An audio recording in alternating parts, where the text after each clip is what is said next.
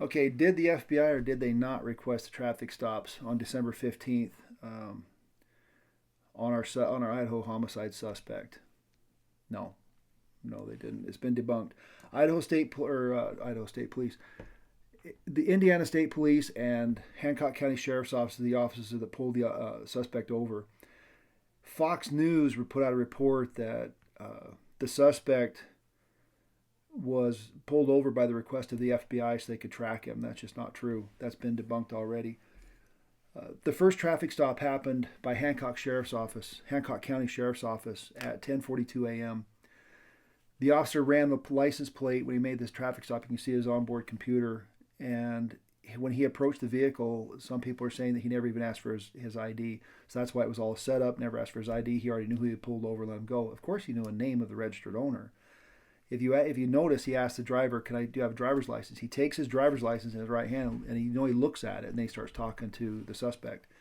So once he's seen the name on the driver's license, and he'd known he was the registered owner of the vehicle, so he didn't need to run him. There's no hits that came up on the vehicle or anything, so he wasn't too worried about it at that point.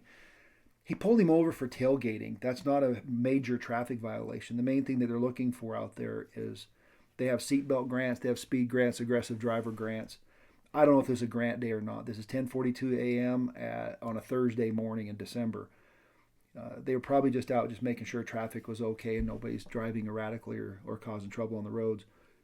They also looked for alcohol, drugs, warrants, anything like that, and nothing was detected in this first stop. Now, you can see on the first stop how the suspect really, really attempted to control the conversation. When asked, where are you going? We're going for Thai food. Quickly, he stated the immediate location where they're going, not the destination what the officer is actually looking for. What we ask is, where are you coming from and where are you going? The reason why we're looking for different things is there's a lot of trafficking going on, from human to drugs. And if you're on that same route, it's like, okay, these might be something I want to dig a little bit deeper into, but he's just going for Thai food really quick. And his father would make a comment, the suspect would pipe right in and try to control the conversation. He also did something a lot of domestic violence suspects do when we would make contact with them. They would control the conversation. They would try to befriend the officer and then direct the officer. Look, I'll help you in this investigation. I'll walk you through it as they walk them away from the actual case. And officers, they know what's going on. They don't let them control the conversation, which this officer did a pretty good job with that, just not letting him control the conversation because he already had a determination of what he's going to do on this stop. But you could tell he was trying to control this conversation, and things his father would say, he would give him those looks like, dude, shut your mouth, or he didn't appreciate what he had said. So he had something going on in his mind. And then the other problem you have, this traffic stop ended at 10:45 a.m. and the traffic stops happened. There's a couple different reports between 6 and 10 minutes apart. The state trooper who pulled him over, when he was told I would just got pulled over, he asked him, was a guy in an SUV? And it's like, well, the state trooper said, we don't have SUVs. It must have been a county guy. To let you know, the agencies don't always know what other agencies are doing. We don't scan every agency there is. The agency I used to work for is the sheriff's office. We had a couple of cities we worked with. They didn't always scan us because they were so busy. Their radios were so busy that they didn't have time to scan us. But if we needed assistance, our dispatchers would be able to work together and get us back up. Some officers would scan each other. I scanned them all the time because the radio traffic wasn't as hectic. And plus, we were able to rove in every city, so we could move from the county to either city and help them out. But yeah, the state trooper wasn't scanning the county agency, so he had no idea that he got pulled over.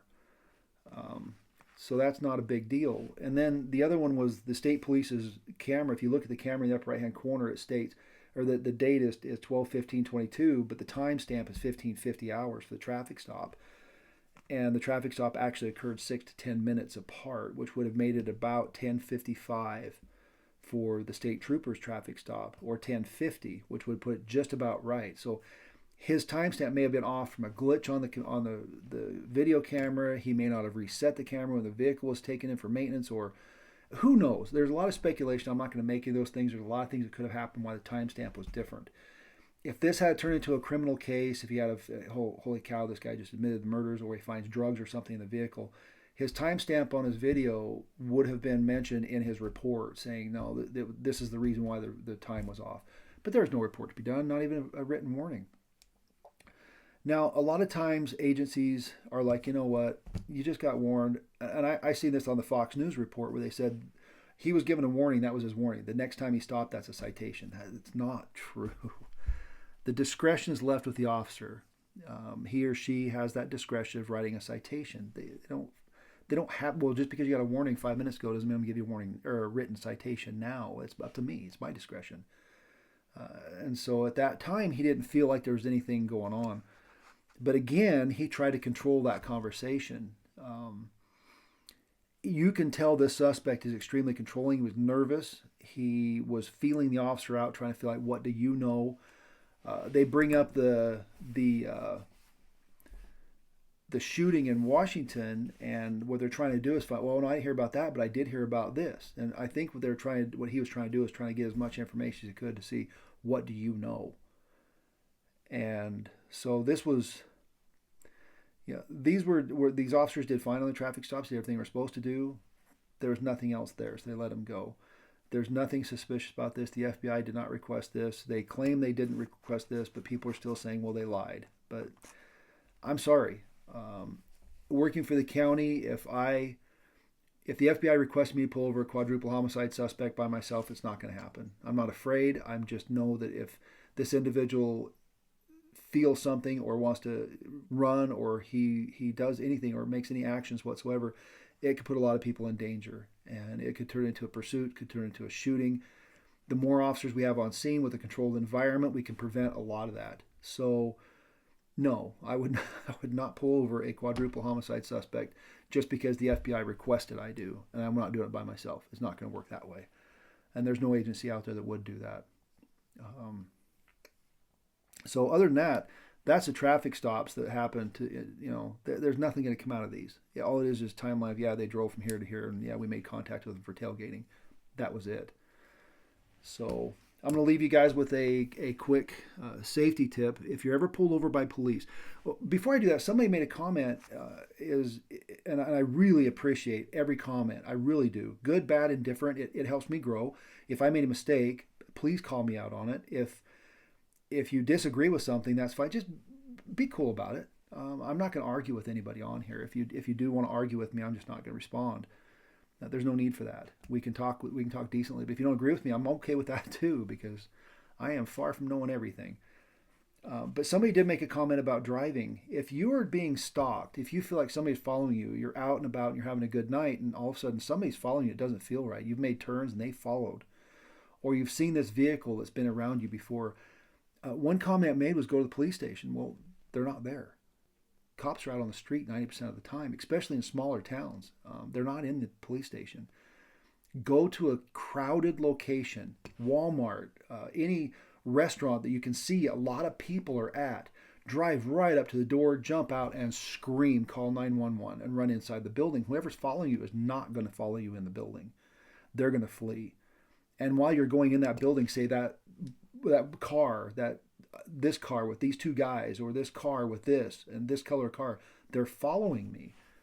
They won't leave me alone. And I don't care if you run in there causing a disturbance, screaming, call 911. If you call 911, it's not illegal. You are afraid and you need help. So go to a well-lit, well-crowded place. Any place there's a lot of people. And if it's that late at night, a lot of times it'll be your fast food restaurants or your all-night restaurants if there's a lot of people there. Drive right up to the door. Please don't drive through the door. Just up to the door, get out and run into the building.